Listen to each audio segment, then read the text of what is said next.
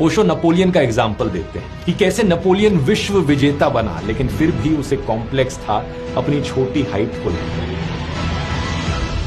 For the record वैसे मैं आपको बता दूं कि एक्चुअली में नेपोलियन की हाइट कोई बहुत छोटी नहीं थी। वो 5 फुट 6 इंच के आसपास थे, जो 1800s के समय में किसी फ्रेंच एडल्ट मेल की एवरेज हाइट से थोड़ा ज्यादा ही था, कम नहीं था। लेकिन उस वक्त एक ब्रिटिश कार्टूनिस्ट जेम्स गिलरे ने नेपोलियन को अपने कार्टून्स में छोटी हाइट वाला दिखाया, गुस्सैल और बोस्टफुल दिखाया। जैसे कि ये कार्टून देखिए उनका, little Boney in a strong fit. और नेपोलियन इन कार्टून से बहुत इरिटेट हुए, इनफैक्ट इतना इरिटेट हुए कि वो डिप्लोमेटिक नोट्स तक भेजते थे कि ब्रिटिश सरकार सेंसरशिप करे और इन कार्टून्स को बंद करवाए। लेकिन ऑब्वियसली ऐसा हुआ नहीं, और बेसिकली आप देख सकते हो कि कम हाइट ना होने के बाद भी उनके अहंकार को चोट लग गई। ओशो कहते हैं कि किसी के पास पैसा होगा तो बुद्धि नहीं होगी, बुद्धि होगी तो कुछ और नहीं होगा।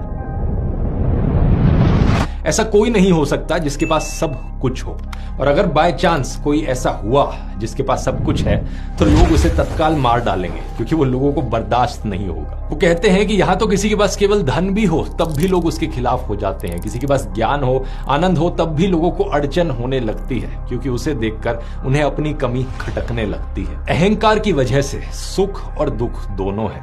जब हमें खुद से कोई पीछे दिखता है तो हम खुश होते हैं, और खुद से कोई आगे दिखता है तो हम दुखी होते हैं। दुख होता है तो लोग अहंकार को छोड़ने की बात करते हैं, लेकिन एक्चुअली में जब तक अहंकार से मिलने वाले टेम्पररी सुख को नहीं छोड़ेंगे तब तक दुख भी कहीं नहीं जाएगा। ये जो टेम्पररी सुख है कि आज तो मैंने फलाने को दिखा दिया, ढिमकाने की बोलती बंद कर दी, आज तो वो मुझसे जल गया होगा। अहंकार का ये क्षणिक सुख बस ऐसा ही है जैसे कि किसी घाव के ऊपर फूल रख दो, उससे घाव का इलाज नहीं होता। वो तो बस ऐसा है कि कुछ देर के लिए घाव को ढक दिया हो, और इसी तरह घाव को ढांपने में पूरी उम्र बीत जाती है। इसलिए छोड़ना है तो अहंकार को पूरी तरह छोड़ना होगा। लेकिन एक सवाल यहां पर उठता है कि क्या अहंकार को छोड़ा भी जा सकता है? ओशो कहते हैं कि अगर अहंकार को छोड़ने की कोशिश की तो हो सकता है कि अहंकार को छोड़ने का ही अहंकार हो जाए, कि ये देखो मैंने अहंकार के ऊपर काबू पा लिया है, मैं कितना बड़ा कमाल का आदमी हूं। इसलिए वो बुद्ध के तरीके को तार्किक बताते हैं कि अहंकार को समझो, उसे ऑब्जर्व करो,